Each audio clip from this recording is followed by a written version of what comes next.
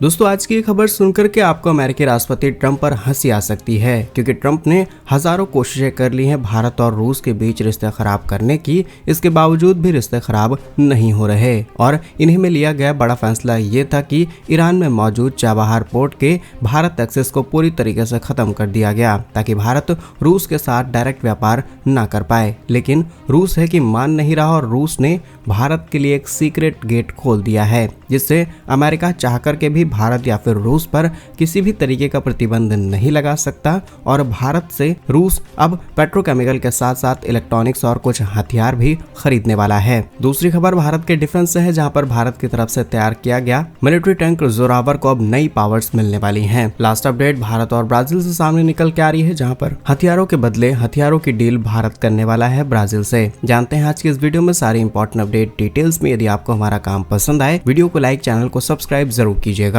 क्योंकि आपका ये छोटा सा काम आप तक ये जरूरी खबरें लाने में हमारी बड़ी मदद करता है। तो हाल ही में भारत और अमेरिका के बीच आई खटास के बारे में आप अच्छे से जानते होंगे। भारत ने रूस से एडिशनल तेल क्या खरीदना शुरू किया। रूस ने भारत को डबल डिस्काउंट के ऑफर किए। ट्रंप इतना ज्यादा जल गया कि उन्होंने भारत के ऊपर पहले तो 25% टैरिफ लगाया, जो कि दुनिया पर लगाए जा रहे टैरिफ के हिसाब से ठीक था, लेकिन अचानक से 25% और टैरिफ लग जाता है और कहा जाता है कि ये भारत का पेनल्टी टैक्स है, क्योंकि भारत रूस से तेल खरीद रहा है। भारत भी मैदान में उतरा और भारत ने भी साफ शब्दों में क्लियर कर दिया कि हमें अपनी ऊर्जा में किसी भी तीसरे देश का हस्तक्षेप नहीं चाहिए और भारत को जहां से सस्ती ऊर्जा मिलेगी भारत वहीं से चीजें खरीदेगा। गुस्से में आकर के ट्रंप ने चाबहार पोर्ट के एक्सेस पूरी तरीके से बंद कर दिए, जिससे भारत सेंट्रल एशिया को कनेक्ट कर रहा था। इसके अलावा international north south transport corridor भी भारत रूस मिलकर के तैयार कर रहे थे, ताकि सेंट्रल एशिया के साथ साथ हम कुछ यूरोपियन कंट्रीज एवं रशिया को कनेक्ट कर पाए। लेकिन भारत के इस प्रोजेक्ट पर अमेरिकी राष्ट्रपति ट्रंप की नजर लग जाती है, लेकिन ट्रंप को लगा कि वो अपने इस काम को करने के बाद भारत पर टैरिफ लगाने के बाद भी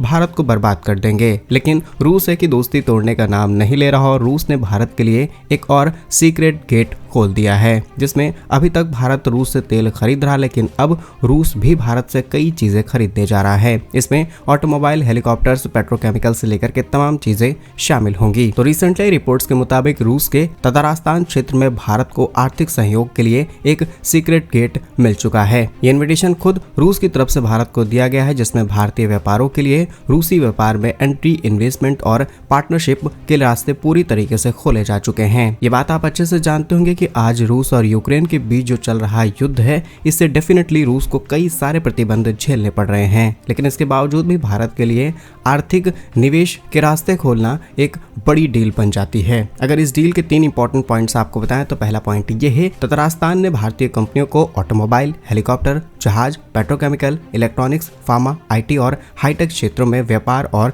इन्वेस्टमेंट का सीधा आमंत्रण दिया है। पॉइंट नंबर 2, कजान में मौजूद ततारास्तान में भारत का नया कॉमर्स दूतावास भी खुल रहा है, जिसमें भारतीय व्यापारियों को वीजा, कानूनी और व्यावसायिक मदद जल्द उपलब्ध कराई जाएगी। इसके अलावा ततारास्तान की राजधानी कजान में अभी लगभग 1167 भारतीय छात्र पढ़ रहे हैं और शिक्षा, इंडस्ट्रियल डेवलपमेंट में भी इनकी भागीदारी बढ़ेगी। रिपोर्ट्स के मुताबिक फोरम 8 से 9 अक्टूबर 2025 में दोनों देशों की सरकार व इंडस्ट्रीज ने करीब 50 से भी ज्यादा प्रतिनिधियों ने पेट्रोकेमिकल, आईटी, स्वास्थ्य, शिक्षा, निवेश और श्रम बाजार पर फोकस किया गया। रिजर्व बैंक रिपोर्ट के अनुसार साल 2024-25 में रूस में भारतीय श्रमिकों की संख्या लगभग 10 गुना ज्यादा बढ़ी है और ये बढ़कर के लगभग 40,000 तक पहुंच गई है। आज भारत भले ही हर साल 450 अरब डॉलर से ज्यादा की चीजें एक्सपोर्ट करता हो, लेकिन रूस में इसका हिस्सा सिर्फ 5 अरब डॉलर के आसपास है और अब इसे ही बढ़ाने की तैयारी की जा रही है। असल में भारत ने जब रूस से तेल खरीदा तो हमारा जो प्रेडिक्शन था कि हमें साल 2027-28 तक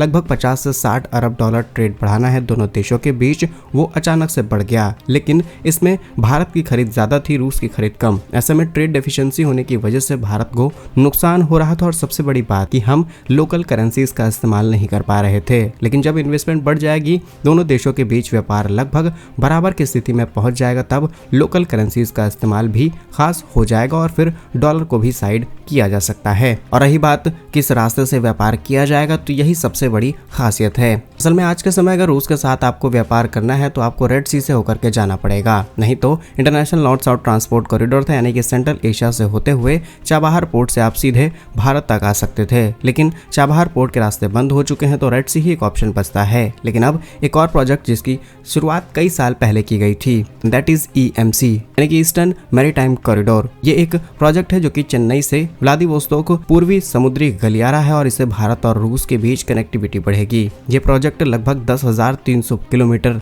लंबा है और ये भारत के चेन्नई बंदरगाह से रूस के व्लादिवोस्तोक बंदरगाह को सीधे जोड़ता है और इसकी शुरुआत साल 2019 में की गई थी, जब प्रधानमंत्री मोदी व्लादिवोस्तोक के दौरे पर गए थे। और इस रूट की इंपॉर्टेंस आप ऐसा समझ सकते हैं कि आज भारत और रूस के बीच जितने भी रूट से व्यापार किया जाता है उनमें लगभग 40 दिन का समय लगता है, लेकिन इस रूट के इस्तेमाल से ये 40 दिन से घट करके 24 दिन हो जाएगा, यानी कि 16 दिन की सीधी बचत और 16 दिन में समुद्री मार्ग से जो हजारों सैकड़ों टन सामान एक जगह से दूसरी जगह जाता है उसमें सीधा फायदा मिलेगा। बाकी आप कहेंगे तो एक डिटेल वीडियो हम चैनल पर ले आएंगे जिसमें आपको सारी डिटेल्स बताई जाएंगी विद एनिमेशन की ये प्रोजेक्ट एग्जैक्टली क्या है और किस तरीके से काम कर रहा है। बाकी रूस के इस फैसले पर आप क्या सोचते हैं, कमेंट्स में अपनी राय जरूर बताइएगा। Next important update Indian defence से सामने निकल के आ रही है, जहां पर DRDO की तरफ से तैयार किए गए जोरावर टैंक के लिए अब नई पार्टनरशिप तलाशी जा रही है, जिसमें बड़े और ज्यादा ताकतवर इंजन्स को शामिल किया जाएगा। रिपोर्ट्स के मुताबिक DRDO की तरफ से तैयार किए गए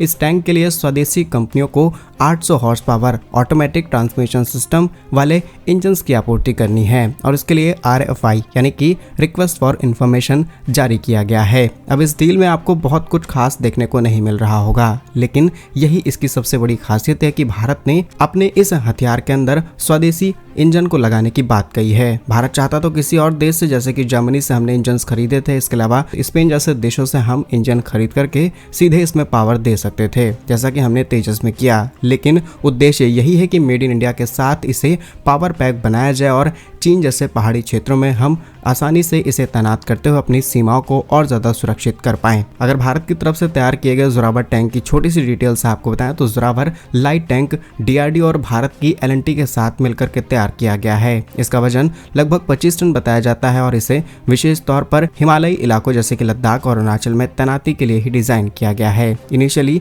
बैच में करीब 54 टैंक तैयार किए जाएंगे, जिसमें अमेरिका के कमिंस 760 HP इंजन डिलीवर होंगे। अगले 18 महीनों में ट्रायल्स शुरू हो जाएगा और 2027 में ये सेवा भी देने लगेंगे। बाकी बचे हुए बैच के अंदर DRDO अशोक लेलैंड द्वारा तैयार किए गए 800 हॉर्स पावर वाले इंजन से इसे पावर दी जाएगी। तो भारत के इस मेड इन इंडिया कदम पर आप क्या सोचते हैं, कमेंट्स में अपनी राय जरूर बताइएगा। नेक्स्ट इंपॉर्टेंट अपडेट भारत और ब्राजील से सामने निकल के आ रही है, जहां पर भारत और ब्राजील के बीच एक समझौता जिसे हम बार्टर एग्रीमेंट के नाम से जानते हैं, इसकी चर्चा तेज हो चुकी है। ये एक ऐसा सौदा है जिसे भारत के लिए सबसे अच्छा सौदा बताया जा रहा, क्योंकि इससे ब्राजील में मौजूद कुछ विमान भारत ले लेगा और उनके बदले हम हेलीकॉप्टर्स के साथ साथ तेजस विमान इन्हें डिलीवर कर देंगे। रिपोर्ट्स के मुताबिक इस समझौते के तहत भारत अपने स्वदेशी लड़ाकू विमान तेजस और प्रचंड हेलीकॉप्टर को ब्राजील देने के बदले ब्राजील के एमरेर C-390 मिलिट्री ट्रांसपोर्ट एयरक्राफ्ट हासिल करेगा। ये समझौता दोनों देशों के बीच गवर्नमेंट टू गवर्नमेंट डील को और ज्यादा बढ़ावा देगा और ब्राजील आज के समय ऐसा देश बन चुका है जो कि भारत के